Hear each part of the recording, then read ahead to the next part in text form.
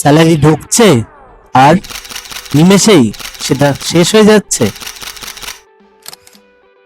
আর এইটাই ঠিক এই কারণেই বেশিরভাগ ভারতীয়রা সারা জীবন গরিব রয়ে যায়।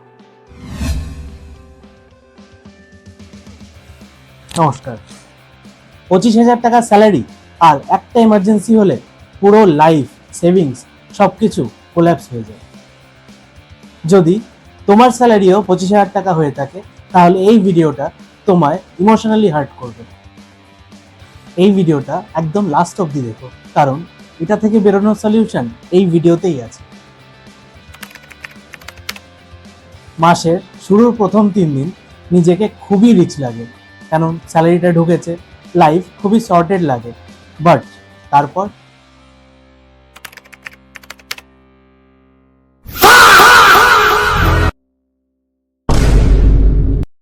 মাসের 10 দিন যেতে না যেতেই মনে হয় ভাই বাকি মাসটা চলবো কি করে। আর যেটা সবচেয়ে খারাপ বিষয়, এই প্রবলেমটা সবার সাথেই হচ্ছে।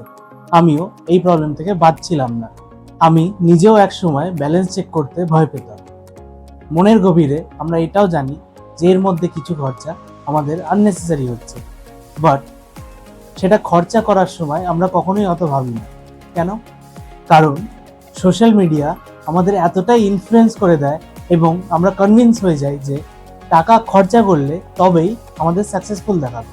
বাট ওয়েট, আগে দেখো যে তোমার ম্যাক্সিমাম খরচাটা কোথায় হচ্ছে।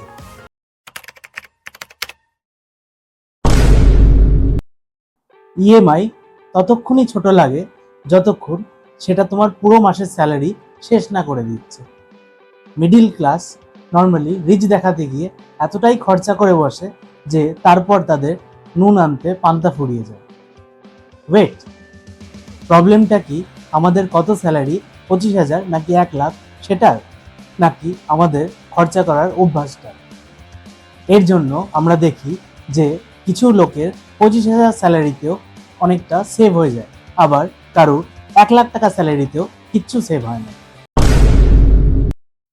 আর যেটা সবচেয়ে খারাপ ব্যাপার সেটা হলো ম্যাক্সিমাম লোকজন বুঝতেও পারে না যে তারা ট্র্যাপড। এটা মোটেই সার্ভাইভাল না, এটা ফিনান্সিয়াল প্রিজন। ইন্ডিয়াতে অনেক লোকই ভালো স্যালারি আর্ন করে, বাট তারা কখনোই ফিনান্সিয়ালি ফ্রি হতে পারে না। স্কুল আমাদের অ্যালজেব্রা শিখিয়েছে, বাট টাকা ম্যানেজ করা শেখায়নি। ইএমআই ট্র্যাপ সেটা কি শেখায়নি। সেরমভাবেই ফিনান্সিয়াল ফ্রিডম কিংবা আর্থিক স্বাধীনতা এটা কি হয় সেটাও আমাদের শেখায়নি। প্রবলেমটা সবাই বলছে, বাট সলিউশনটা সেটা তো কেউ বলছে না। তাই চলো আমরা আজ একটা এক্সাম্পল দিয়ে বুঝবো হাউ টু এসকেপ। ধরো এই ক্যারেক্টারটা রাজু। রাজু একজন চাকুরিজীবী, তার স্যালারি 25,000 টাকা। আর এই ক্যারেক্টারটা তপন। তপন একজন সাকসেসফুল লোক, সে ফিনান্সিয়ালি ফ্রি। এবার রাজু তপনের কাছে এসছে অ্যাডভাইস নিতে যে সেও কি করে তপনের মতো ফিনান্সিয়ালি ফ্রি হতে পারে। এবার তপন রাজুকে বলছে যে আমি যদি তোর জায়গায় থাকতাম তাহলে আমি এই এই জিনিসগুলো করতাম। সেগুলো কি আমরা পয়েন্ট হিসাবে সেগুলো শুনি। সর্বপ্রথম হলো আমি আননেসেসারি ইএমআই করতাম না। তারপর আমি ছোট থেকেই নতুন স্কিল শেখার চেষ্টা করতাম যাতে পরবর্তীকালে সেটা কাজে লাগাতে পারি। তারপর আমি নিজের জন্য একটা ভালো হেলথ ইন্স্যুরেন্স নিতাম আর নিজের এমার্জেন্সির জন্য একটা টাকা প্রতি মাসে আরডি করতাম।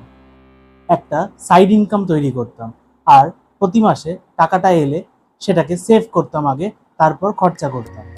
কারণ আজকের দুনিয়াতে দাঁড়িয়ে একটা সোর্স অফ ইনকাম কিন্তু খুবই সাংঘাতিক।